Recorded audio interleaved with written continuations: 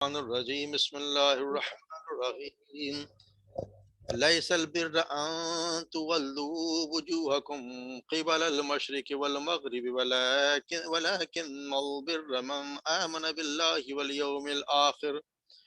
ولكن البر من آمن بالله واليوم الآخر والملائكة والكتاب والنبيين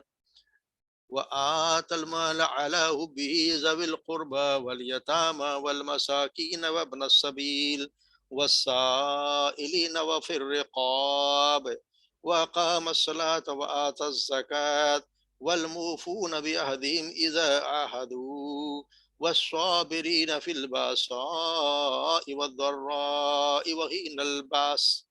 أولئك الذين صدقوا وأولئك هم المتقون يا أيها الذين آمنوا كتب عليكم القصاص في القتلى الحر بالحر والعبد بالعبد والأنثى بالأنثى ومن أوفي له من أخيه شيء فاتباع بالمعروف وأداء إليه بإحسان ذلك تخفيف من ربكم ورحمة فمن اعتدى بعد ذلك فله عذاب أليم ولكم في القصاص حياة ولكم في القصاص حياة يا أولي الألباب لعلكم تتقون صدق الله العظيم.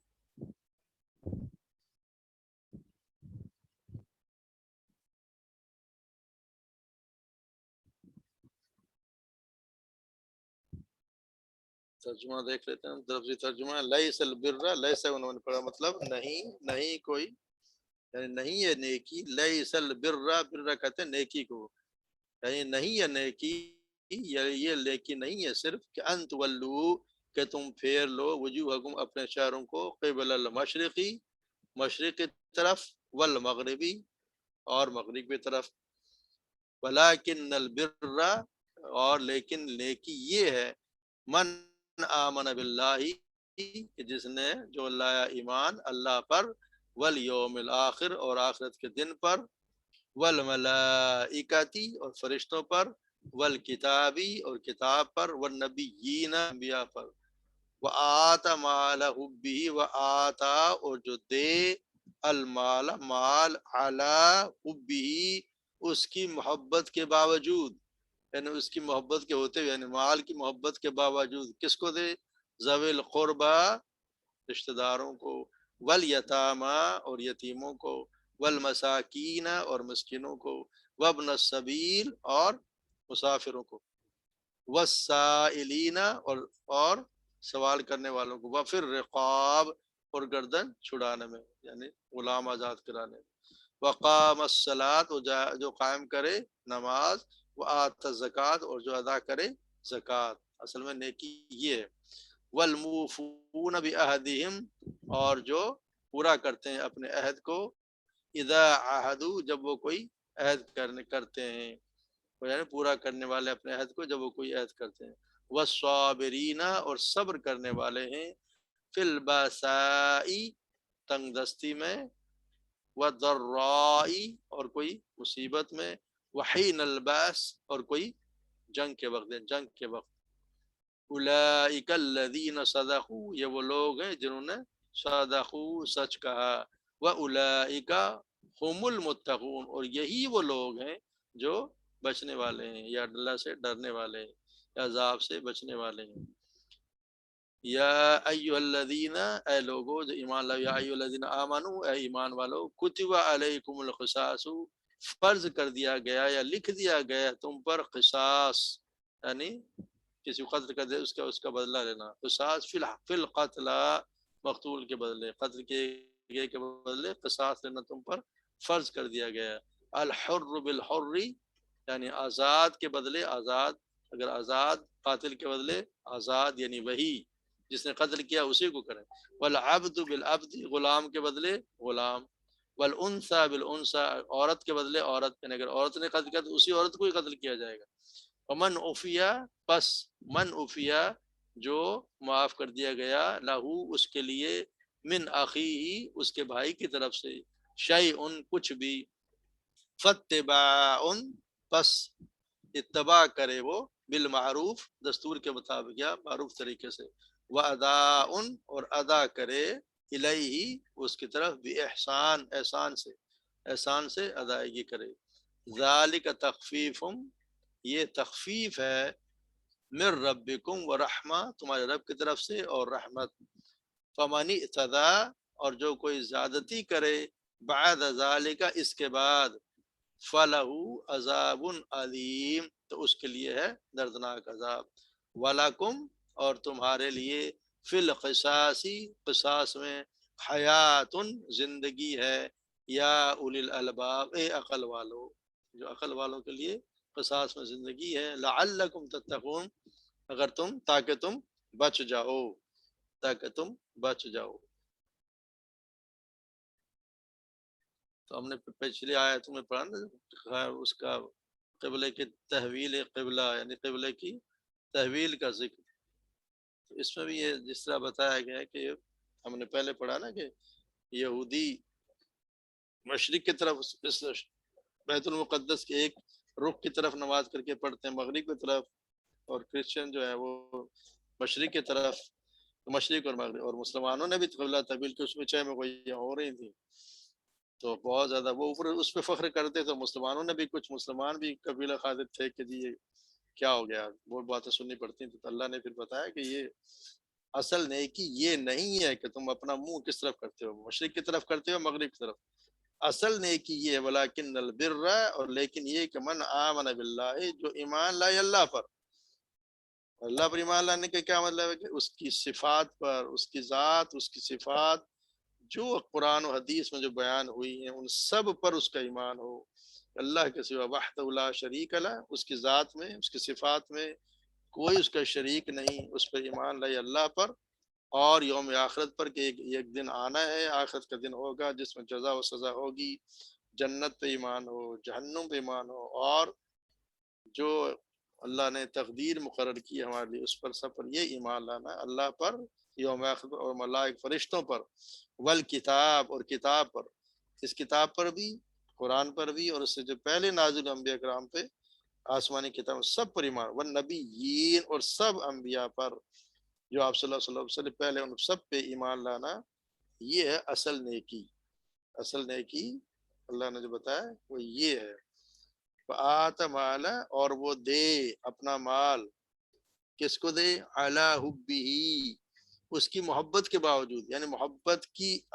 माल की मोहब्बत के, अला हुब्बिही यही जो है माल की तरफ है, ज़विल कुर्बा अपने ज़विल कुर्बा, ज़ाविल को हमने पढ़ा ज़ावी देने रिश्तेदारों को, वल यताम और मिस्कीनों और यतीमों को, वल मसाकीन और मिस्कीनों को, वब्न सबील और मुसाफिरों को। इसको हम थोड़ा अलग अलग देख लेते हैं कि किससे किसको माल देना चाहिए किसके हिसाब से। तो ये अल्लाह तबारक व तआला के माल अला हुब्बिही, तो आप सबसे पहले करीब रिश्तेदारों में उसके वालिदैन आते हैं, फिर उसकी औलाद आती है, सब करीब रिश्तेदार हैं, और भी जो रिश्तेदार उनमें सबसे ज़्यादा फ़ायदा है उनको देने में है, सबसे पहले हक भी उन्हीं का है। आप सल्लल्लाहु अलैहि वसल्लम फरमाया कि एक आदमी आप सल्लल्लाहु अलैहि वसल्लम के पास और कहा कि ए अल्लाह के रसूल, अजर के लिहाज से बड़ा सदका कौन सा है? तो आपने फरमाया अफजल सदका ये कि तू अपनी सेहत और माल की मोहब्बत की हालत में सदका करे, यानी तू सेहतमंद भी हो और तेरे तुझसे माल की मोहब्बत भी हो, और जबकि तुझे कमी और फख्र का अंदेशा हो और माल के ज्यादा होने की रगबत भी हो, तो फिर वो माल तो उस वक्त अगर तुम सदका करे तो ये तेरे लिए बेहतरीन है। और ये जो ज़विल कुर्बा ये उन रिश्तेदारों के बारे में सबसे पहले तो यह कि आप सल्लल्लाहु अलैहि वसल्लम फरमाया कि मिस्कीनों पर सदका करना सिर्फ सदका है, मगर अपने रिश्तेदारों को देना सदका भी और सिला रहमी भी। और सिला रहमी क्या है, उसको ये हम जो सिला रहमी समझते हैं वो हमारे साथ अच्छा तो हम भी उसके साथ अच्छे हैं, ऐसा नहीं। सिला रहमी है कि जो आपके साथ अच्छा नहीं है आप उसका ख्याल करें, फिर आप बेहतर हैं, वरना तो आप तो बराबरी की बुनियाद पे काम कर रहे हैं। बराबरी की बुनियाद नहीं, जो आपसे मोहब्बत ना करता हो, आपसे चाहे मुखालफत करे, अगर आप उसकी उसकी मदद करते हैं तो ये है सिला रहमी। अगर रिश्तेदारों को देना इसके ज़्यादा सवाब है बजाय कि किसी और अजनबी को देना। جیسے عبداللہ بن مسعود بیان کرتے ہیں میں نے نبی کریم صلی اللہ علیہ وسلم سے پوچھا کون سا عمل اللہ تعالیٰ کو سب سے زیادہ محبوب ہے،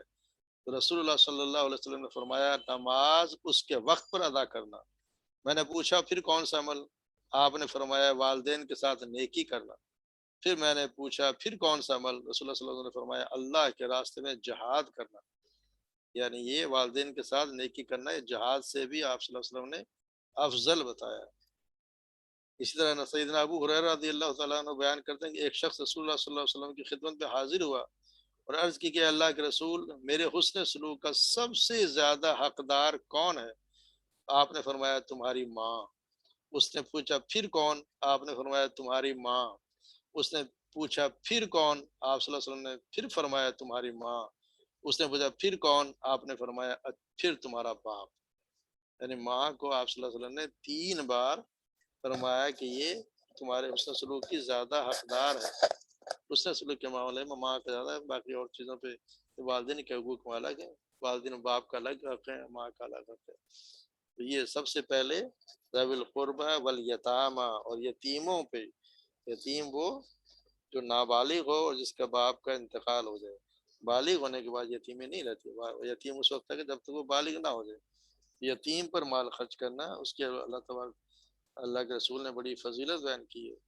کیا قرآن میں بھی ہے، اللہ نے بھی فرمایا، ہم پڑھتے ہیں نا سورہ دہر میں وَيُطْعِمُونَ الطَّعَامَ عَلَىٰ حُبِّهِ مِسْكِينًا وَيَتِيمًا وَأَسِيرًا، وہ کھانا کھلاتے ہیں اس کی محبت اور مسکین اور یتیم اور قیدی کو۔ اس طرح سیدنا سہل بن سعد فرماتے ہیں رسول اللہ صلی اللہ علیہ وسلم نے فرمایا میں اور یتیم کی کفالت کرنے والا جنت میں اس طرح ہوں گے، پھر آپ نے شہادت کی انگلی اور بیچ کی انگلی کی طرف اشارہ کیا، یعنی اتنے قریب ہوں گے جو یتیم کی پرورش کرے گا۔ یتیم کے مال کے لیے اس کو کھلائیں، اس کی پرورش کریں، اس کو اچھا کھلائیں، اچھا پہنائیں، اس پر صلہ رحمی اس پہ رحم کریں، اور مساکین اور مسکینوں کو، کہ مسکین کون؟ آپ صلی اللہ علیہ وسلم سے پوچھا گیا ہے کہ مسکین کون ہے؟ ویسے آپ صلی اللہ علیہ وسلم نے فرمایا کہ اور بیوہ اور مسکین کی خدمت کرنے والے ایسے جیسے اللہ کی راہ میں جہاد کرنے والا ہے، یا جیسے دن کو روزہ رکھنے والا اور رات کو نماز پڑھنے والا۔ تو وہ مسکین، پھر آپ نے فرمایا وہ مسکین کون ہے؟ آپ صلی اللہ علیہ وسلم نے فرمایا مسکین وہ نہیں ہے جو لوگوں سے مانگتا پھرتا ہے اور کوئی اسے 1 یا 2 لقمے دے، 1 یا 2 کھجوریں دیتا ہے، یہ وہ مسکین نہیں ہے۔ صحابہ نے عرض کی کہ پھر مسکین کون ہے اے اللہ کے رسول؟ تو آپ صلی اللہ علیہ وسلم نے فرمایا مسکین تو وہ ہے جس کے پاس نہ تو اس قدر مال ہو جو اس کی ضرورت کے لیے کافی ہو، اور اس کے خرچ کرنے کے لیے مال پورا نہ ہو، اس کے خرچے کے حساب سے اس کی کمائی اتنی نہیں ہے، اس قدر مال ہو جس کی ضرورت کافی نہ ہو، اور نہ اس کی احتیاط کی بابت علم ہو، اس لوگوں کو پتہ بھی نہیں چلتا، اس کے رکھ رکھاؤ سے، اس کے کپڑوں سے لوگوں کو پتہ بھی نہیں چلتا کہ وہ کہ اس سے صدقہ دیا جائے، اور نہ وہ لوگوں سے کسی چیز کا سوال کرے، اور وہ لوگوں سے چمٹ کے مانگتا بھی نہیں ہے، اس کے خرچے پورے نہیں ہو رہے، اور وہ لوگوں سے سوال بھی نہیں کرتا، اور لوگوں کو اس کے متعلق پتہ بھی نہیں ہے۔ اصل مسکین وہ ہے، اسے دینے کا زیادہ اس کو پتہ کرنا چاہیے کون مسکین ہے، کس کے گھر کا خرچ نہیں چل رہا۔ بہت سے جو سفید پوش جن کو کہتے ہیں، جن کے گھروں میں مشکل سے گزارا ہوتا ہے، وہ مسکین۔ وہ اپنے سبیل کے لیے آپ صلی اللہ علیہ وسلم سے ایک آدمی نے سوال، آپ صلی اللہ علیہ وسلم نے ایک آدمی کے سوال کے جواب میں فرمایا بے شک یہ مال بھی خوشگوار اور دل پسند ہے، تو مسلمان کا وہ مال کتنا اچھا ہے جس مال سے وہ مسکین، یتیم اور مسافر کو دیتا رہتا ہے۔ مسافر پہ بھی خرچ کرنے کی آپ صلی اللہ علیہ وسلم نے ترغیب دی، اور اللہ بھی کہہ رہا ان پہ خرچ کرو۔ والسائلین وفی الرقاب، اور مانگنے والوں کو، اور پھر رقاب اور گردن چھڑانے والے، یعنی جو اس زمانے میں تو غلام ہوا کرتے تھے، آج کل غلام تو نہیں ہے۔ اگر اس کے یہ ہو سکتا ہے کہ اگر کوئی شخص ناجائز کہیں جیل میں پھنسا ہو، اس کو چھڑانے کے لیے، اس کی ضمانت کے لیے اگر کوئی پیسہ دیا جائے، اس کو چھڑانے کا کام کیا جائے، تو وہ اس میں خرچ کیا جا سکتا ہے۔ ویسے آپ صلی اللہ علیہ وسلم نے فرمایا کہ جو شخص کسی مسلمان غلام کو آزاد کرے تو اللہ اس غلام کے جسم کے ہر عضو کی آزادی کے بدلے آزاد کرنے اور جسم کے بھی ایک ایک عضو کو دوزخ سے بچائے گا۔ پھر آج تک تو پورا غلام کا تو تصور ہے نہیں، ختم ہو گیا۔ چلیں شکر اللہ کا۔ پھر آپ نے ایک اور اللہ نے اسے بتایا وقام الصلاۃ، اور قائم کرتے ہیں نماز، نماز کو قائم کرنے کہا گیا ہے، یعنی نماز قائم کرنے سے مراد نماز کو وقت سے پڑھا جائے، سنت کے مطابق ادا کیا جائے، اور خشوع و خضوع سے پڑھا جائے، دھیان دے کہ ادھر ادھر نہ دیکھے، خشوع و خضوع سے سمجھ کے پڑھیں تو زیادہ بہتر، اور مردوں کے لیے با جماعت نماز پڑھی جائے، یہ اقام الصلاۃ و آت الزکوٰۃ، وہ زکوٰۃ ادا کرتا ہے، والموفون بعہدہم اذا عہدوا، اور وہ پورے کرنے والے ہیں اپنے عہد کو جب بھی کوئی عہد وہ کرتے ہیں، یعنی عہد جب بھی کوئی کرتے ہیں تو اس کو پورا کرتے ہیں، یہ بھی ان کی ایک صفت ہے، یہ آتی ہے ان میں جو نیکی، اصل میں نیکی وہ ہے، اگر یہ کرتا تو نیک کر رہا ہے۔ اور یہ اللہ آپ صلی اللہ علیہ وسلم نے جیسے بتایا منافقی، آپ صلی اللہ علیہ وسلم نے منافق کے بارے میں کہ جس شخص میں وہ 4 باتیں ہوں گی وہ خالص منافق، جس شخص میں ان میں سے ایک بات بھی ہو تو اس میں نفاق کی خصلت ہوگی، جب تک اسے چھوڑ نہیں دیتا، تو خصلت آپ نے فرمایا جب امانت دار بنایا جائے تو امانت میں خیانت کرے، بات کرے تو جھوٹ بولے، جب عہد کرے تو عہد شکنی کرے، اور جب لڑائی کرے تو بد کلامی کرے، یہ منافق کی 4 نشانیاں، ان میں سے اگر کسی ایک بھی ہے تو اتنا ہی وہ اس کو جب تک چھوڑ نہ دے تو سمجھے کہ اس میں بھی ایک منافق کی ایک صفت پائی جاتی ہے، تو یہ وہ عہد کو پورا نہیں کرتے، جبکہ آپ صلی اللہ علیہ وسلم نے فرمایا کہ عہد شکن کے لیے قیامت کے دن ایک جھنڈا نصب کیا جائے گا، پھر پکارا جائے گا کہ فلاں بن فلاں کی عہد شکنے کا نشان ہے، پھر اس کا نام لے کے بتایا جائے کہ فلاں اس کا بیٹا، فلاں کا بیٹا یہ عہد شکنے کا یہ جھنڈا ہے اس کا، یہ عہد شکنے کیا کرتا تھا، تو کس سے وعدہ کہیں تو وہ پورا کرنا چاہیے۔ پھر آگے صرف صابرین بالباسائی، بس اور صبر کرنے والے ہیں، فی الباسائی، باسائی کس کو کہتے ہیں؟ تنگ دستی اور شدت کی فقر، یعنی بہت زیادہ فقیری، بہت زیادہ غربت، یہ ہے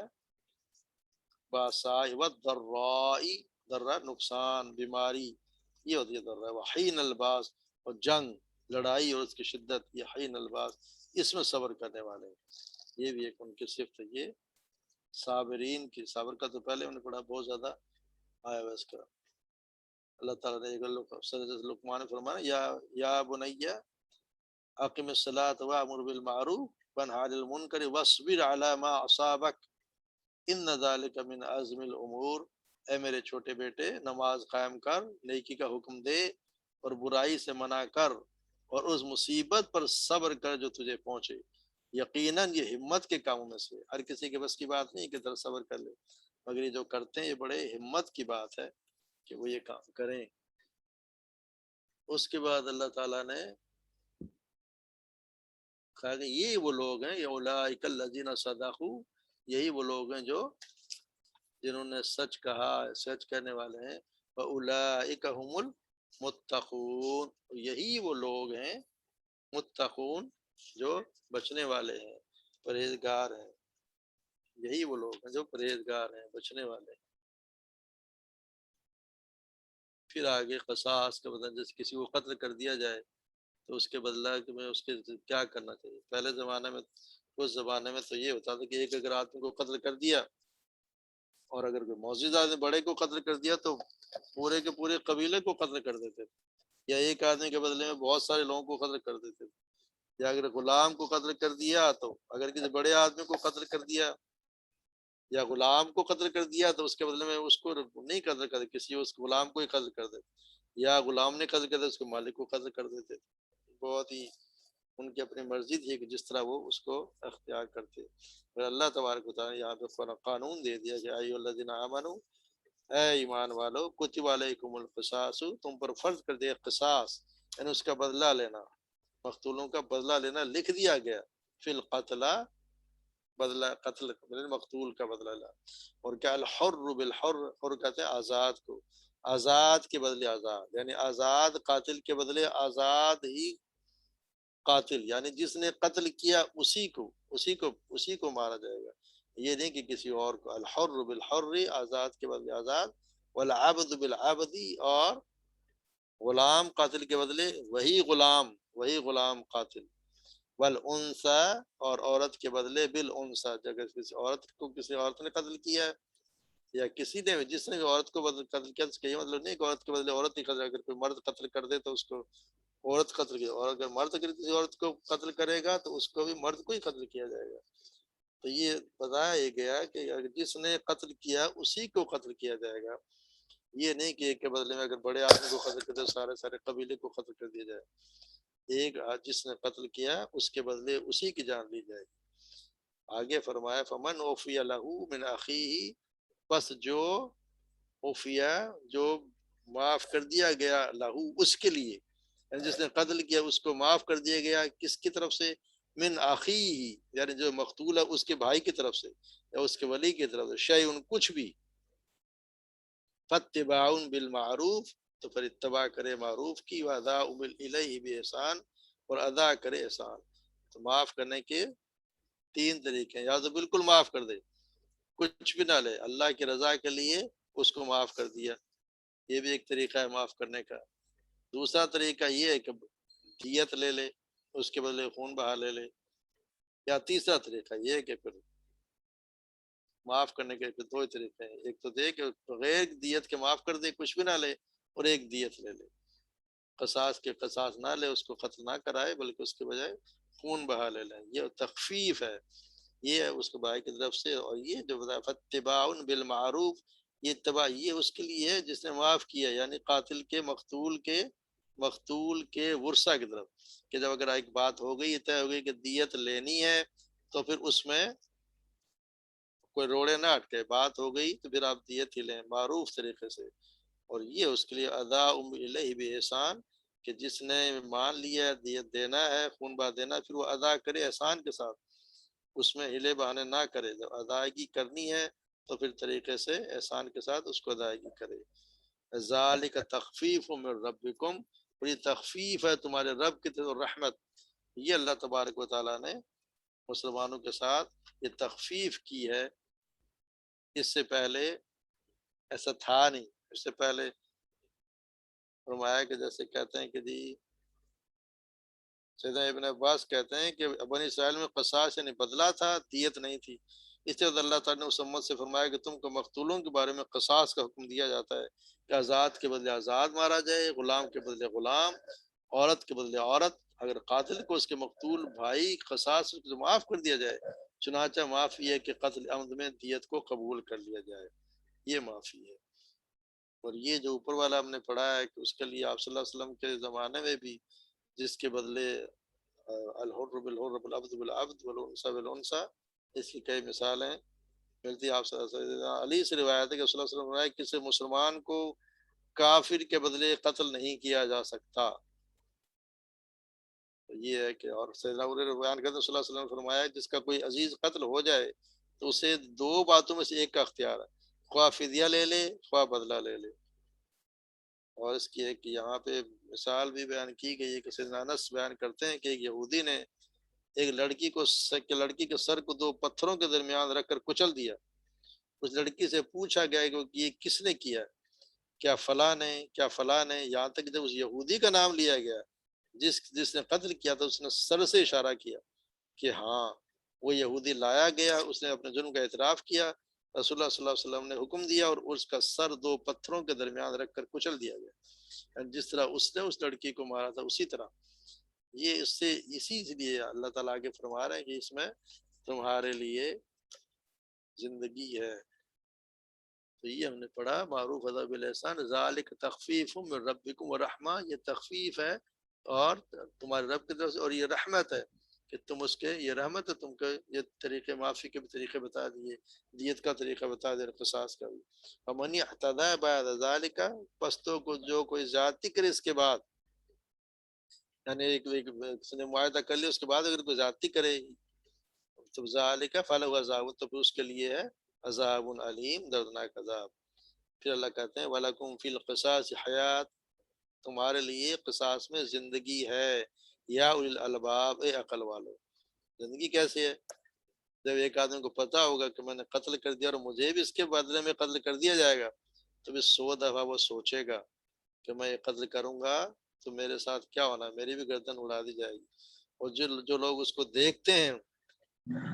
پھر انہیں بھی خدشہ ہوگا کہ اگر ہم نے بھی یہ کام کیا تو وہ بھی 100 دفعہ سوچیں گے، جس طرح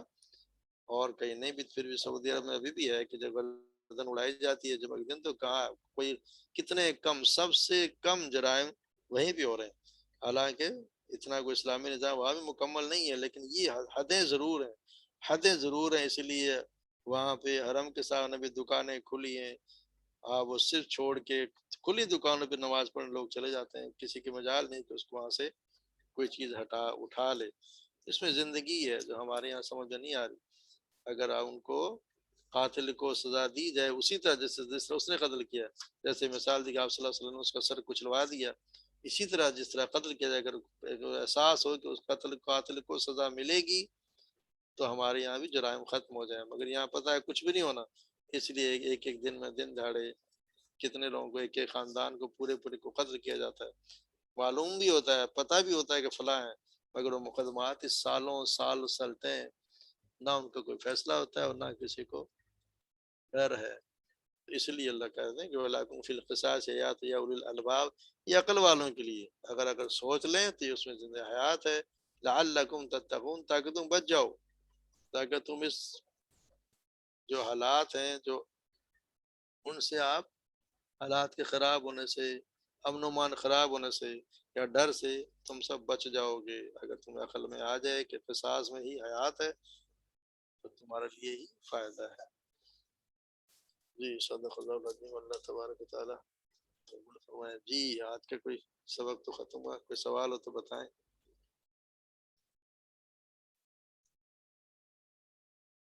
پھر اس کے کیا اگلا کیا کرنا ہے؟ ایک تو چل رہا ہے آج کل عربی سیکھنا، عربی زبان جیسے آج کل لغت العربیہ، عربی سیکھنا. دوسرا ہے کہ وہ جو ہم نے ایڈوانس کورس کیا تھا اس کو ریوائز کیا جائے. تو کون سا کرنا، ریویژن کرنی ہے کہ عربی سیکھنی ہے؟ رشید مامو ریویژن کر لیں پہلے. جی رشید مامو ریویژن ایک دفعہ ضروری ہے. ہاں چلیں سب ریویژن کے حق میں. چلیں ٹھیک ہے پھر انشاءاللہ اس کو شروع کرتے ہیں، ریوائز کریں گے. لیکن ابھی اللہ تبارک و تعالیٰ ہم سب کو توفیق دے. سبحانک اللہم و بحمدک، اشہد ان لا الہ الا انت، استغفرک و اتوب الیک. السلام علیکم ورحمۃ اللہ وبرکاتہ.